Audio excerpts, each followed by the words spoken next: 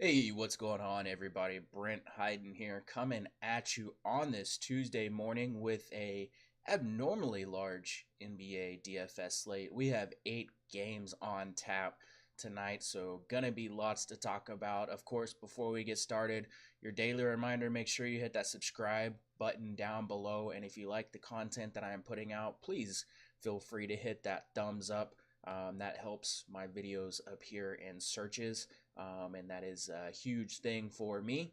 If you did happen to stumble across this video and you're not already following me on Twitter, make sure you hit that follow button. My Twitter handle at Brent Hayden1 is in the description down below. And while you're at it, make sure you shoot me a message on Twitter to find out how you can gain access to my projections, Discord chat, and daily content for a very affordable price. And that includes the entire season plus the playoffs. But without further ado, let's go ahead and dig into this slate. First game of the night we're going to talk about is Miami at Charlotte. Charlotte 4-point favorites, 220 over under. Miami coming in on a back-to-back with a loss against the Kings last night. I have a decent amount of interest in both sides of this game.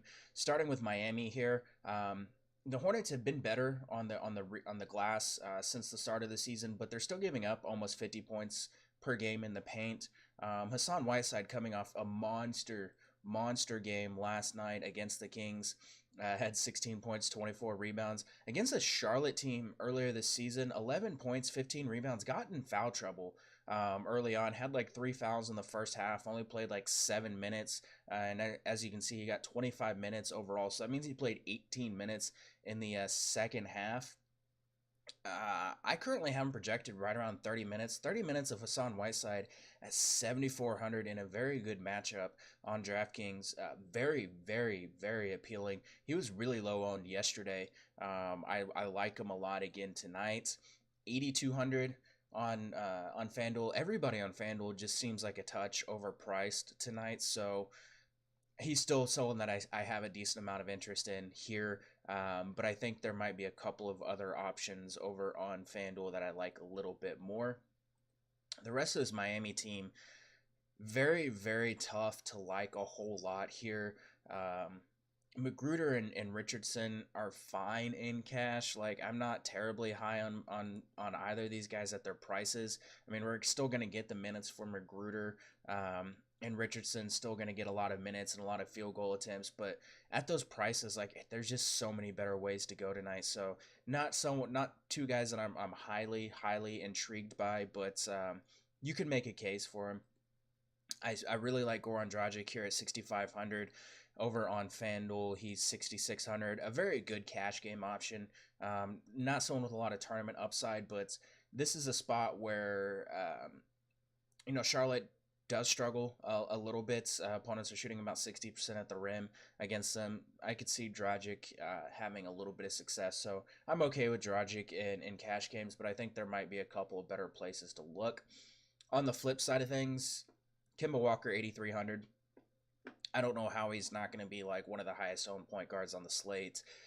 Comes in over 33% usage rate this season. He's attempted 29 or more field goal attempts in 3 games.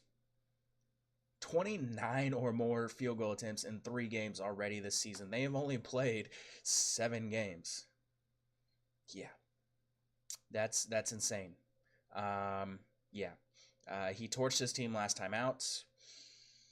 8,300, just way too cheap for Kemba Walker. Even at 9K, like, I'm okay with that price over on FanDuel.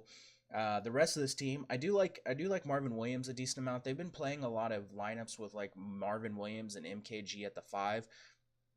This is actually a spot where Marvin Williams, who is a decent spot up shooter, someone that can hit from the corners,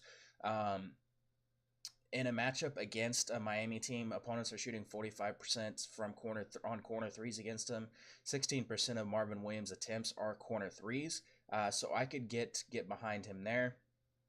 Again, at that price tag, just very, very cheap. He's comes in at 4,300 on DraftKings, and he is 4,500 on FanDuel. I am fine with that price tag there. I'm fine with MKG at that $3,700 price tag, and $3,900 here as a punt option for sure. Miles Bridges, someone that may not garner a lot of interest tonight, but someone that I actually have a decent amount of interest in. Didn't really get a whole lot of run earlier on in the season, but his minutes have been trending upwards, and some of these minutes are not because of blowouts. Like he played 12 minutes in the Chicago game before it even started to blow out. And then this Philly game, he got a lot of run, and it obviously wasn't a blowout. I think he actually closed that game out.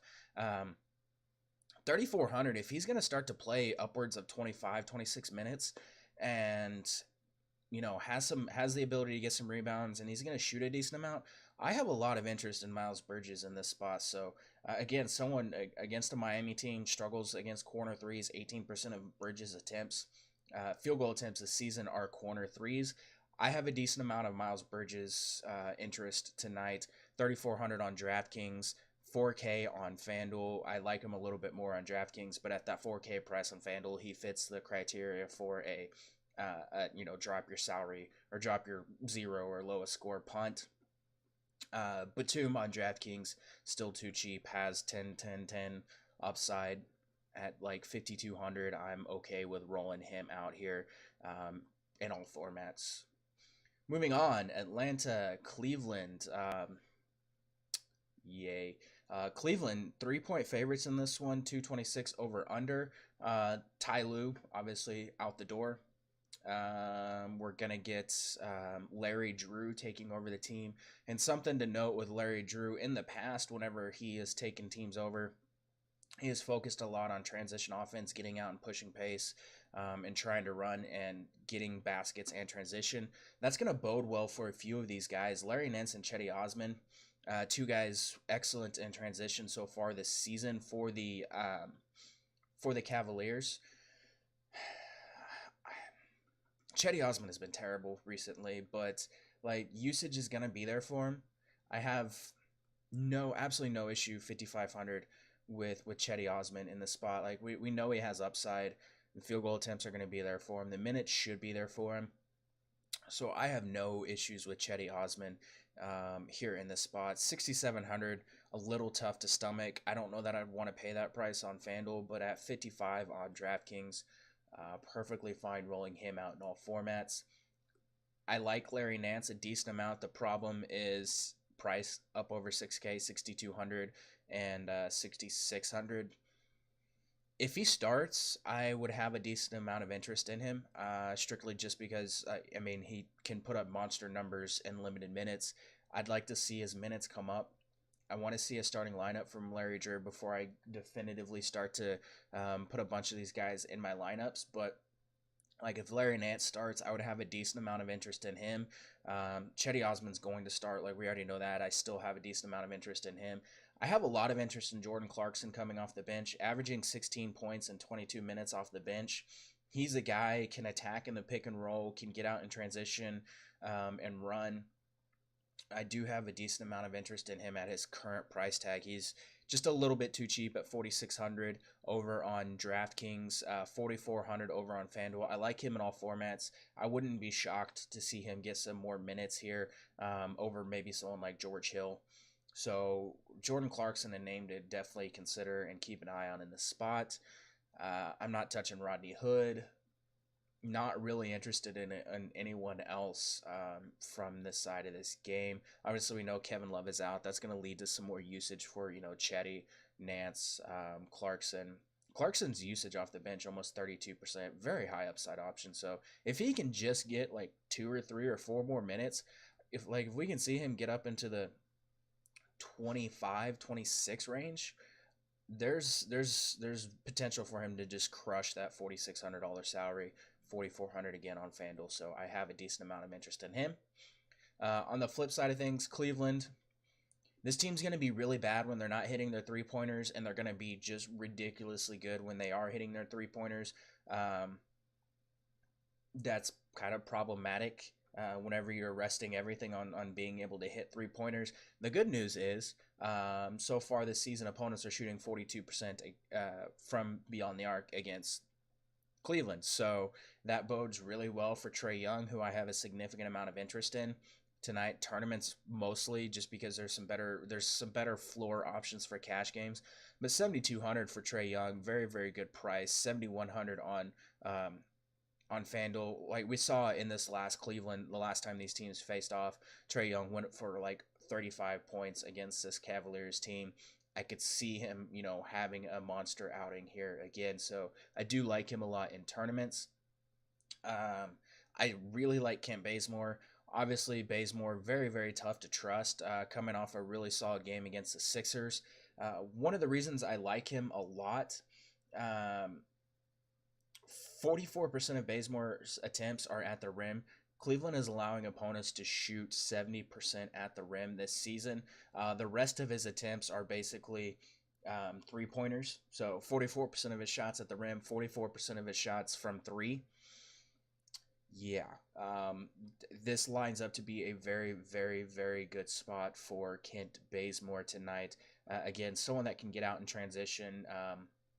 And spot up. If you look at the numbers for Kent Bazemore so far, the play type data, 29% of his possessions come in transition. He ranks in the 91st percentile in efficiency with almost 6 points per game scored in transition. And as a spot up shooter, 29% of his field goal or 29% of his possessions are as a spot up shooter, averaging almost 4 points per possession, or 4 points per game as a spot up shooter. Cleveland 1.32 points per possession allowed in transition, 1.23 points per possession allowed on spot up shooters. I absolutely love Bazemore at that $5,700 price tag. 63 a little tough to stomach, but still someone definitely cash game safe or cash game viable, and I like him in tournaments as well. I'm fine with Taurean Prince has not really played very well recently. That's going to keep, I think, his ownership down. That's 7K price tag. Really tough. Really, really tough to stomach. More of a cash game option, I think. But I like him, again, for cash games. I would rather get some exposure elsewhere. But there's not a lot of really good ways to get exposure to this game, unfortunately, at least early on, outside of like Bazemore and a couple other options. I'm fine with DeAndre Bembry. Been playing really well recently. The minutes have been solid, upper to mid 20s. Production's been really good in limited minutes. 4,100 over on DraftKings, 4,800 on FanDuel. I like him a decent amount as well. I don't really have a strong lean towards like Alex Len or Dwayne Dedmon. Right now, I'm probably leaning Dedmon. The minute we saw him get the minutes last game against the Sixers, did not really produce, was kind of an under the radar option I liked a lot. I'm going back to the well on him if you need like a cheaper center option tonight. Moving on, we have Sacramento taking on Orlando. Sacramento on a back-to-back, seeking their fourth consecutive victory. Things I did not expect to say this season. They're above 500 for the second time in 12 seasons. Again, things I did not expect to say this season. Buddy Hield torched the Heat last night, put up 23 points. It's his third straight game over 20 real points. Buddy Hield getting a ton of minutes. Yeah, I like Buddy Hield a lot. I have him projected for almost 6 times value tonight. It's just really tough to get away from him with the amount of field goal attempts he's taking. The usage is really really, really high for him. At least 5 rebounds in 6 of his games this season. I have a lot of interest in Buddy Hield against a Magic team that's kind of struggled so far this season to defend on the wings. Yeah, Buddy Hield, a great option in all formats. 5,500, really, really good price for him on DraftKings.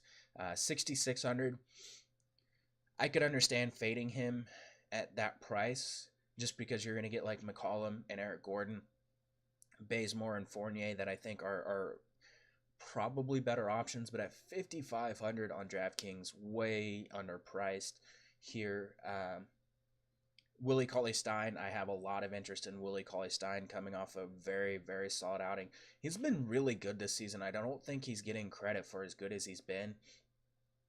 I have a lot of interest in him. Magic not great on the boards this season. 51 rebounds per game allowed um, to opponents. They're fine defending in the paint. Their rim protection numbers are solid.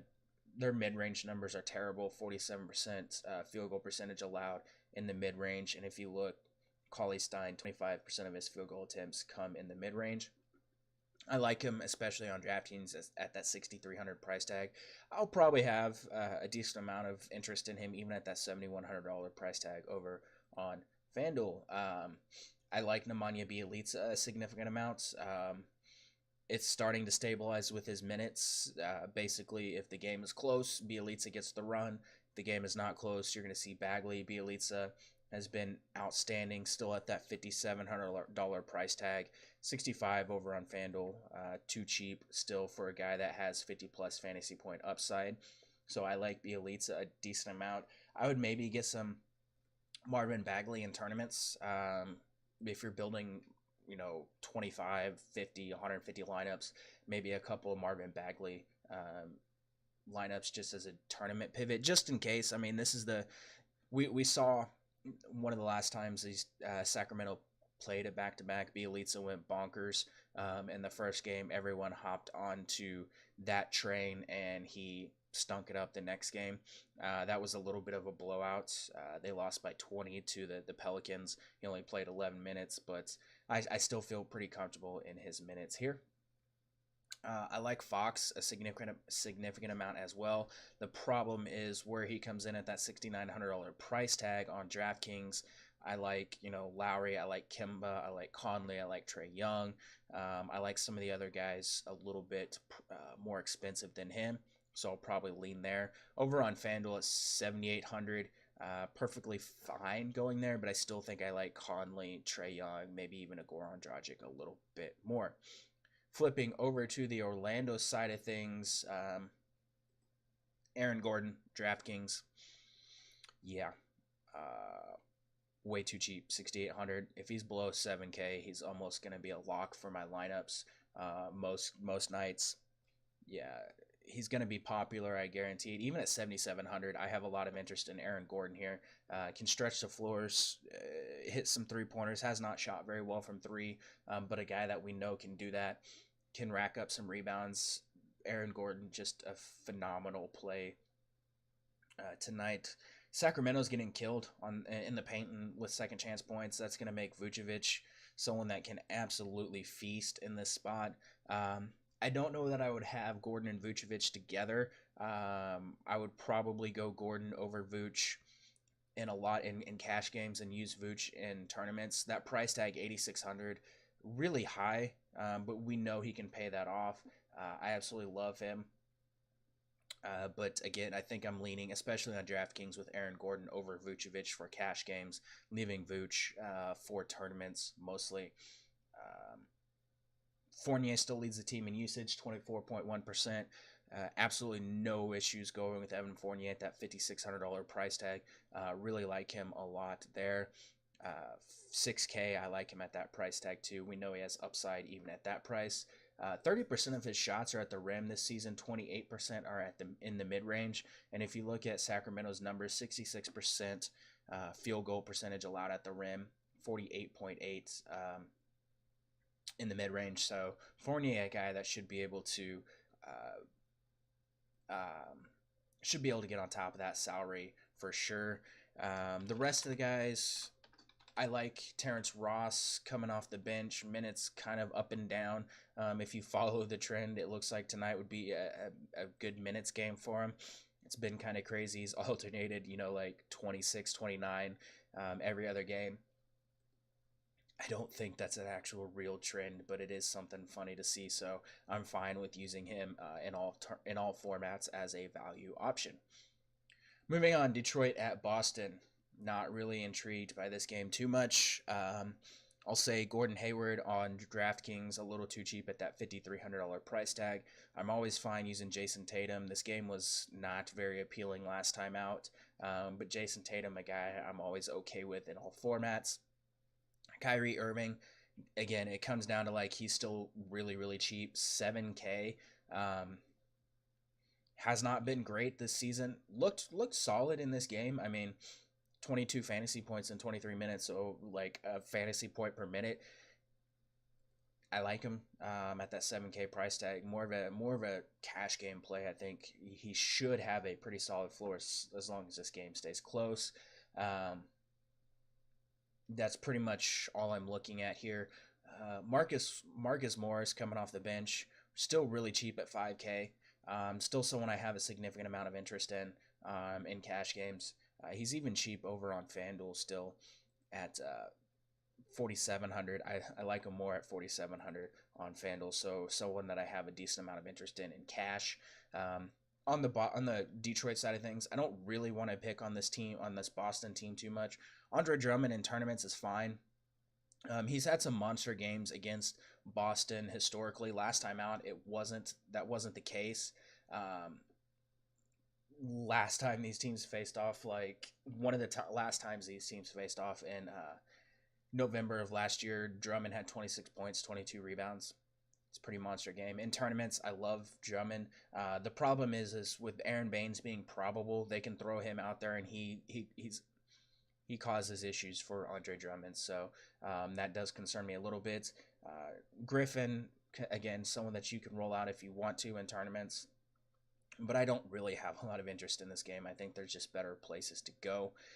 And that starts with, Philly, Toronto here. Toronto 6.5 point favorites, 223.5 over under.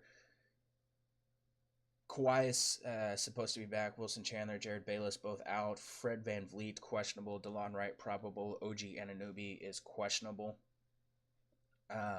On the Philly side of things, Dario Saric, a guy I have a significant amount of interest in here.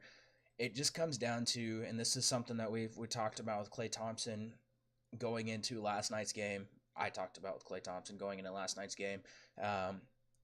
With guys that just aren't performing or aren't shooting as well as they have historically. If you look, Dario Saric shooting 23.8% from three. That's 11% below his career average. That's going to come up.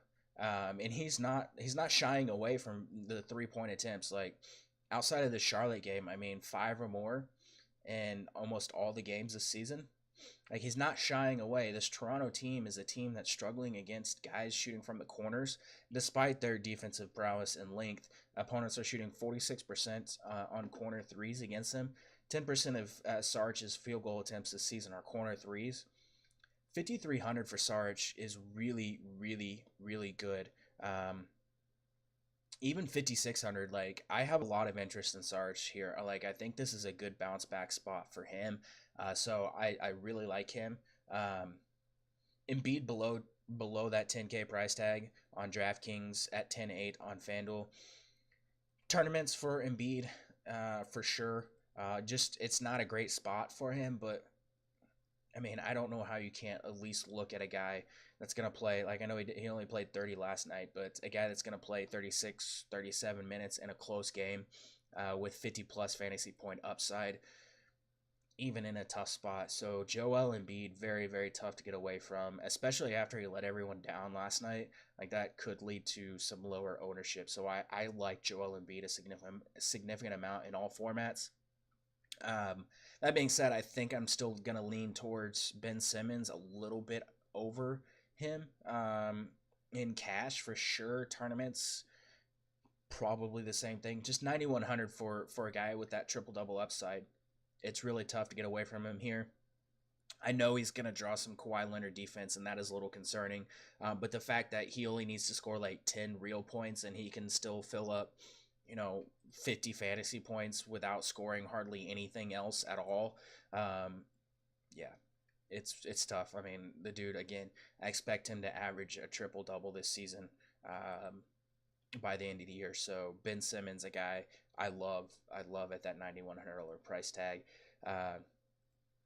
DraftKings Fultz still a little too cheap for tournament upside, 4,100, and I'm 100% okay with JJ Redick, 5,400 on DraftKings, 4,900 on FanDuel. JJ Redick in cash, that's close to a stone cold lock for me there on FanDuel. The dude's just been insane this season, so I like JJ Redick a lot. I mean, I know he's not starting. He's starting the second half, which is nice, but I mean, double-digit field goal attempts. Like, I just can't get away from it. Like, he's scored over 30 fantasy points in all but like 3 games this season. That's really tough to get away from. On the Toronto side of things, gonna be tough for me to not have Kawhi Leonard over here on FanDuel at 9,800. On DraftKings at 9,500, I can get away from it there. But like, it's my favorite option from this game, at least from the Toronto side of this game. Um, Leads the team in usage at like 30%, averaging 27 points, 8 rebounds, 3 assists per game. Um, I like Lowry a significant amount in this spot. Sorry, my notes got a little confusing for a second. 8K for Lowry on DraftKings, still too cheap for the consistency that he offers. 9K on FanDuel, I'm okay with getting away from there. But like, the dude's just almost a lock for 45 fantasy points. Like, I just like, Lowry is just so cheap over here. So like, cash games for sure, definitely some Lowry. Even in tournaments, like, um, I think you can get a lot of exposure to Danny Green, with Lowry, with Kawhi Leonard coming back. Gonna get some more open looks from three. I love Danny Green in the spots. Philly so far this season really struggling against spot up shooters. 1.37 points per possession allowed to spot up shooters. They're just giving up a lot of open looks. Danny Green ranks in the 90th percentile of spot up shooters this season. 43.2% of his possessions come on spot ups, 6 points per game. Kyle Lowry, 18% of his possessions are spot ups this season, ranks in the 91st percentile. Both of those guys in excellent spots. The status of Anunoby is going to kind of dictate how much Siakam I have interest in, but 3,900 if he's going to get the start and play a ton of minutes again. 33, 34 minutes. Dude just has the ability to have monster outings, so I don't expect him to put up, 40 plus fantasy points again, take 16 shots. I would expect closer to like this 6 to 8 range with Kawhi Leonard coming back, but the rebounding upside and the blocks and steals are still up there for him. So, especially against a Philly team that's actually giving up a crap ton of blocks this season. Could see a few extra minutes for Joval, but like, I wouldn't be shocked to see Ibaka get a lot of minutes against Embiid, and I know that's not a great matchup, but Ibaka at 5,100, I love Ibaka here. All formats for me here, so I love Ibaka. 5,100, just way too cheap. 5,200, way too cheap here. So I would be getting a lot of Ibaka in my life tonight. Moving on, we have Portland at Houston. Houston 3.5 point favorites, 225.5 over under. This game is interesting. There's definitely some tournament game theory to talk about, and I'll go ahead and get that out of the way. If you look over here on DraftKings and even on FanDuel, at this game, at the shooting guard position, you have McCollum at 6,600 on FanDuel, Eric Gordon at 6,400, 64 or 61. Eric Gordon is going to be super, super popular, and for good reason. Like, he gets a massive usage bump. Not massive, but he gets a usage bump. Plays really well with James Harden out. The minutes are going to be really, really good for him. Averaging almost a fantasy point per minute without James Harden dating back to last season, and a 30% usage rate. He's going to be really popular. I expect him to put up a good game. He's shooting 14% below his career average from three. Kind of an explode spot, just like Klay Thompson was last night. Just like I feel like Dario Saric is a little bit tonight. In cash, I think you roll Eric Gordon. But if you're building tournament lineups and you have to take a ownership stand, CJ McCollum, who has not been great this season, coming in at 6,400 in a pretty good matchup tonight. Damian Lillard's going to draw a lot of Chris Paul defense, which historically has not really limited Damian Lillard that much. But that could lead to a few extra shots for McCollum, who has not been shooting very well this season, below 40% from the field. below 40% or 38% from three. I think McCollum over Gordon is one of the better tournament options tonight. And then at center, I think Yusuf Nurkic is someone that you have to have some interest in for tournaments only at 6K on DraftKings. On FanDuel, 7,100. That's a hard pass. But on DraftKings, 6K for Nurkic in tournaments, very, very good option there. To cover the rest of this game, Chris Paul was terrible last time out. I still have a ton of interest in him here. 9,300. Usage 32.4%, 1.60 fantasy points per minute, dating back to last season without Harden. Like, I realize he was terrible last game, but you have to go back to Chris Paul.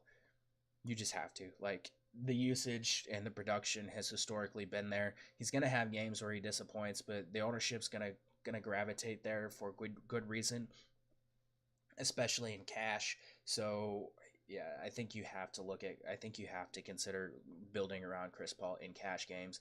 Again, I mentioned Eric Gordon shooting like crap to start the season, but so on again in cash games, still kind of an explosion spot for him. I like Gerald Green again coming off the bench as a value option, very good spot for him. Carmelo, I'm going to take a stand. And I'm fading Carmelo. I won't chase the last two games for him. Gonna draw a tough defensive matchup with Aminu for a lot of the game. I'm not going near Carmelo, but if you want to do it in cash, feel free on DraftKings, FanDuel. Yeah, don't pay 6,700 for Carmelo. But DraftKings, I'm personally taking a stand against Carmelo. If you want to roll him out, feel free. Yeah, I mean the usage is gonna be there for him. But yeah, I'm looking elsewhere. I'm fine with Clint Capella if you want to roll him out, but not somewhere I want to go tonight. And Lillard, as I mentioned, perfectly fine in all formats. Over his last 6 games against Chris Paul, he's eclipsed 45 fantasy points in 4 of his last 6 games against Chris Paul. So at 9,600, I'll take that. What is he over on FanDuel? 10-4, yeah, that's a hard pass. But 9,600, I'll take that in tournaments. Like, that could be your pivot off of Chris Paul. I like Aminu a significant amount in this spot. Gonna draw Carmelo Anthony defense. He's been really good for the majority of the season. This is a spot where he can actually put up some solid numbers against a Houston defense that's been terrible. They've just been bad. 114.7 defensive rating, really struggling on corner threes and at the rim. And if you look, Aminu, 16% of his field goal attempts this season, corner threes, 32% of his field goal attempts are at the rim. I like Aminu a lot at that $4,500 price tag. 5,100, a significant amount of interest in him there. I still love Zach Collins, still in a split with Nurkic for the most part at center. Fast-paced matchup. This bodes really well for Zach Collins. So I have a ton of interest in Zach Collins here as well. And I already mentioned CJ McCollum, a very good spot for him. With Mo Harkless expected to be back tonight, that's going to eat a few minutes of Evan Turner. I would maybe put him back down to like 23, 24, but he's just producing really well in limited minutes. A lot of like primary ball handling with that second unit. So 3,900 for Evan Turner. Very, very, very good price there. Moving on. Washington at Memphis. Memphis 2-point favorites here. 218.5 over under. This game's pretty straightforward. This is going to be a pace-up spot for the Grizzlies. Several guys that I really, really like. Conley gets an amazing matchup here. Washington has just been torched by point guards. Even if you take out the Steph Curry game, they were getting torched by point guards before that. I love Mike Conley here, 7,600 in a fast-paced game. Yeah, Mike Conley, a guy I have a ton of interest in. He's going to be a core option for me tonight. Marc Gasol, my one of my top center options on the night, 7,500 on DraftKings. He is 77 on FanDuel. Washington, so far this season, opponents, I'll read their opponent allowed stats: 56.5 rebounds per game allowed to opponents, 122.8 points per game allowed, 19.4 second chance points allowed to the roll man in the pick and roll, 1.8 points per possession allowed. Yeah. Marc Gasol, 37, almost 37% of his possessions this season as the roll man in the pick and roll, 64th percentile in scoring in the pick and roll. Yeah, this is a smash spot for Marc Gasol. I'm jamming him in like all my lineups tonight. Just jamming Marc Gasol and Mike Conley in. I like Jaren Jackson Jr. a lot as well, especially at that $5,500 price tag. 64, a little bit tougher to stomach, but 55, I have a lot of interest in Jaren Jackson Jr. Temple, an upside option here. I like to target Garrett Temple in faster paced games where like he can just kind of spot up like from the corners and hit. Opponents are shooting 44.4% on corner threes against Washington this season. 16% of Temple's field goal attempts this season are corner threes. Feel free to get some Garrett Temple exposure. And if you want to get like some cheaper exposure, like I'm okay with Wayne Selden, Kyle Anderson, like in tournaments just as value options. They're just not guys I have a lot of love for tonight. Flipping over to the Washington side of things, Bradley Beal 6,800 on DraftKings. Again, one of those guys where he's in that same price range as Eric Gordon, as McCollum, as Bazemore, like for a little bit cheaper. Bradley Beal in tournaments, very like you could use like Beal and McCollum as like tournament pivots in that 6K range, like at the shooting guard spot. And you could have a monster night. Like Bradley Beal shooting a ton, has not shot very well, has not played very well over the last couple games. But like we've seen like the 50+ fantasy point upside, even in tougher matchups. I like Bradley Beal a significant amount here, especially for tournaments. John Wall is fine. I'm going to be looking elsewhere, though, at point guard. 8,400, a little too cheap for his upside. Again, so more of a tournament option. Jan Mahinmi is a guy that you could punt with on DraftKings. We saw the minutes for him last game, 28.5, against another lineup with a traditional big. You could see a few extra minutes for Mahinmi. So a tournament like punt option there. The status of Markieff Morris is going to be important. If he plays, that's going to take some of the shine off like Jeff Green and some of the other guys. But if Markieff Morris is out, feel free to punt with like Jeff Green and Otto Porter. Porter has been absolutely terrible the last 3 games, but he has upside. He has tournament winning upside. So in tournaments, if you're building a bunch of lineups, feel free to roll some Otto Porter. Last game of the night, Clippers at Oklahoma City. OKC, 2.5-point favorites, 224.5 over under. I don't have as much interest in this game as I think I should. Right now, looking at it, we have Nerlens Noel and Steven Adams both questionable. If Adams plays, he's a great cash game option. If Adams sits, Nerlens Noel is going to be like the plug. Everyone's going to play him, of course, and he's not going to come out and put up 55 freaking fantasy points or 52 like he did last game. But like this dude has historically been like over a fantasy point per minute in his career. He should get 30+ minutes if he's going to play in the spot against the Clippers. Yeah, he could smash that $4,300 salary in. What is he over here on FanDuel? 3,900. Yeah, he could absolutely smash. So if Adams is out, Nerlens Noel pretty much your lock of the day at center.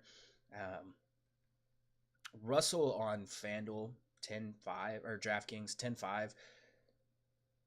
It's Westbrook. Like I don't know what to tell you. If you want to play him, play him. Like he has triple double monster triple double upside. I'd rather play him on DraftKings at 10.5 than 12K on FanDuel, but it's Russell Westbrook. He hasn't really had the monster like Westbrook game that we're used to seeing yet. It's gonna come. He's gonna put up like 60, 65, 70 fantasy points one of these games, and everyone's gonna regret not having him. Um, yeah, it's gonna happen. So I'm fine with Russ. I'm fine with Paul George in pretty much all formats. 8,700 over on DraftKings. 91. Kind of just like stuck at that 40 fantasy point, 40 plus floor ish, 40 45. So it's just not that appealing. But if you want to pay up for him, you can. Clipper side of things, this game, Clippers are frustrating. They're just so like free flowing, egalitarian. Everyone gets to touch the ball. Everyone gets to score offense. Like, man, I prefer Tobias. OKC has struggled on the glass, like keeping opponents off the glass. They're also struggling like in isolation and against spot up shooters. So this is a good Tobias Harris spot, but at that price tag, that his price tags, like I'm not just terribly intrigued by it. Like